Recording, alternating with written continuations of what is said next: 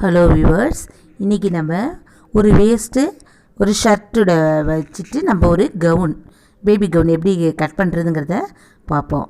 அந்த இது ஷர்ட்டை வந்து இப்படி நீளமாக விரித்து வச்சுங்க. இதுலேருந்து நம்ம எப்படி மெஷர் பண்ணணுங்கிறத பார்ப்போம்.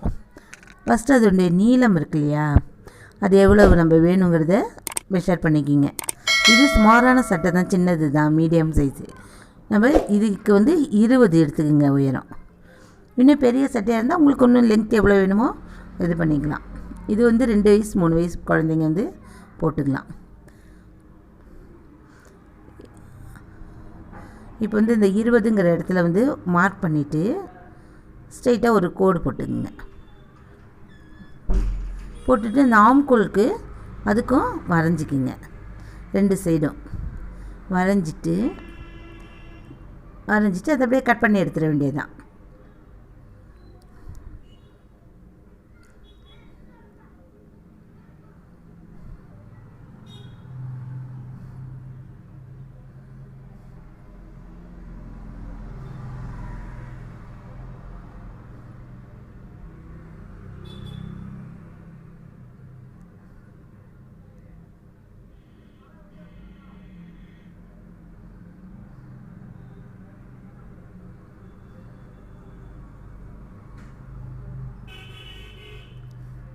நமக்கு இதில் ஒரு பேக்கெட் கொடுத்துருப்பாங்க.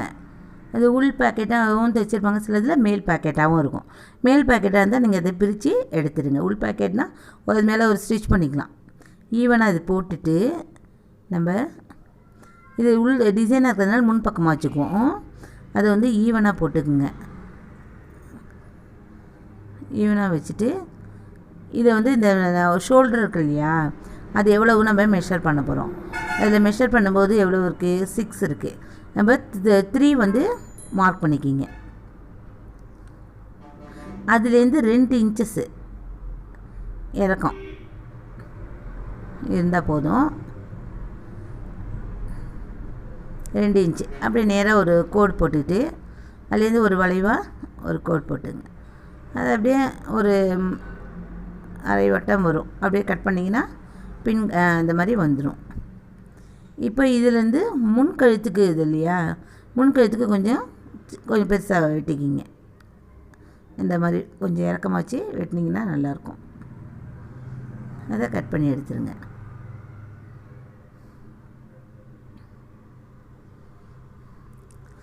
இந்த கை பகுதி இருக்குல்ல, அது நீளமாக கட் பண்ணிவிட்டு கிராஸ் பீஸு உங்களுக்கு சொல்லி கொடுத்துருக்கேன் ஏற்கனவே. நம்ம பைப்பிங் எப்படி தைக்கிறதுன்னு ஒரு சைடு மட்டும் மடித்து தைச்சிட்டு மடிக்காத பகுதியை வச்சு தைக்கிறதுன்னு முன்னாடியே ஏற்கனவே நம்ம பார்த்துருக்கோம். அதேமாதிரி இந்த ஆம்கூல் சைடு இருக்கு இல்லையா, அதில் வச்சு தைக்கணும். அதில் வந்து ஸ்டிச் பண்ணாத பகுதி இருக்கு இல்லையா, அதை வச்சு தான் நம்ம தைக்கணும். மேல் பகுதியில் ஷர்ட்டோட மேல் பகுதியில் வச்சு தான் தைக்கணும். நல்ல பகுதியில் வச்சு தைச்சோம்னா தான் உள் பக்கமாக போகும்.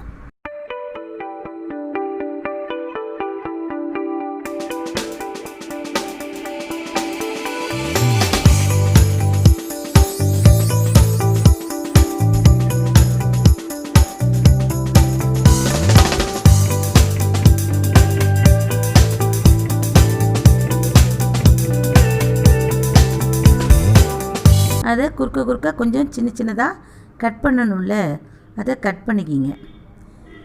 அப்போ தான் வந்து கர்வ் வந்து அழகாக வரும். அந்த ஸ்டிச் பண்ணுறது, அந்த பைப்பிங் கொடுக்குறது நீட்டாக இருக்கும். அப்படியே மடித்து அதை ஸ்டிச் பண்ணிக்கிங்க.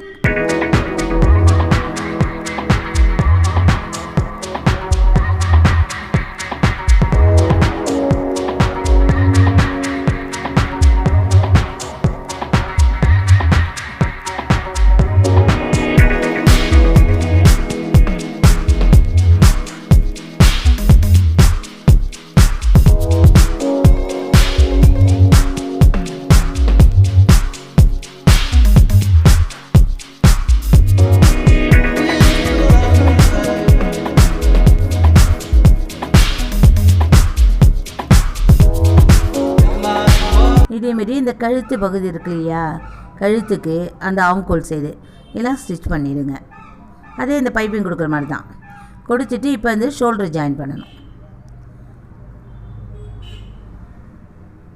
ஷோல்டரை ஜாயின் பண்ணிக்கிங்க. டபுள் ஸ்டிச் போட்டுக்கிறதுனாலும் போட்டுக்கலாம். ரஃப் அடிச்சுக்கணும்.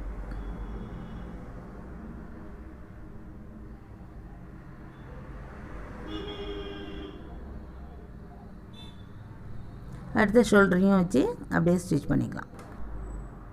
அடுத்த சைடு வந்து ஷோல்டரையும் ஜாயின் பண்ணிக்கலாம்.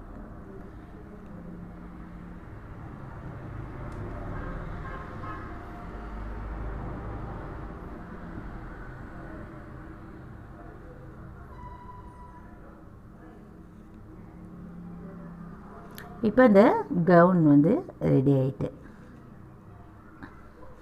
இதை வந்து நம்ம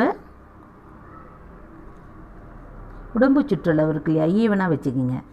அதை ஈவனாக வச்சுட்டு உடம்பு சுற்றளவு எவ்வளோ இருக்குது கிளாத்தில் அப்படின்னு பார்க்கணும். இந்த ஷர்ட்டில் வந்து எவ்வளோ இருக்குதுன்னு பார்க்கணும்.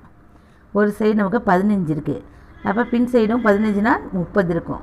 அதில் 2% தான் எடுத்துக்கணும். அதில் வந்து 30னா 20 அந்த எலாஸ்டிக்கு அந்த அளவு வச்சு கட் பண்ணிக்கிங்க. எலாஸ்டிக்கை கட் பண்ணி எடுத்துக்கோங்க.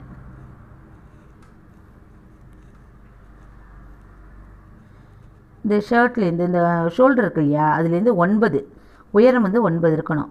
அதுமாதிரி எல்லா போர்ஷன்லேயும் மார்க் பண்ணிக்கிங்க. அந்த வச்சு இந்த எலாஸ்டிக் வச்சு கொஞ்சம் குறுக்க ஒரு ஸ்டிச் பண்ணிக்கணும். அப்போ தான் அது நமக்கு பிரியாமல் வரும். வருது உள் சைடில் தான் தைக்கணும். இந்த எலாஸ்டிக் தைக்கும்போது இழுத்து பிடிச்சி தைக்கணும். அப்போ தான் இந்த சுருக்கங்கள் வரும்.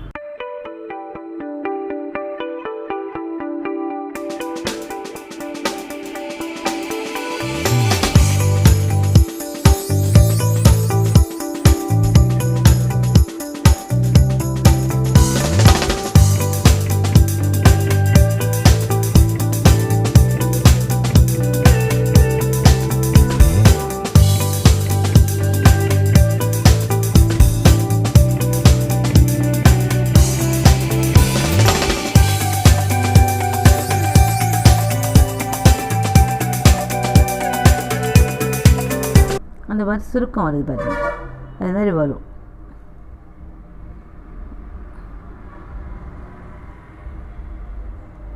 கார்னர் வரணும், எழுத்து பிடிச்சி தைச்சிருங்க.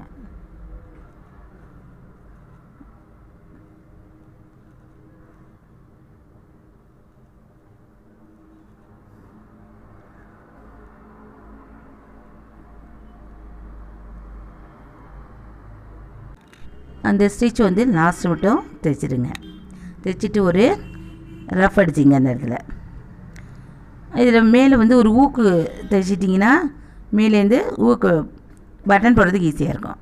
நெக்ஸ்ட் வீடியோவில் இன்னும் ஸ்மார்ட்டாக உங்களுக்கு ஈஸியான மெத்தடில் தைக்கிறத சொல்லித்தரேன்.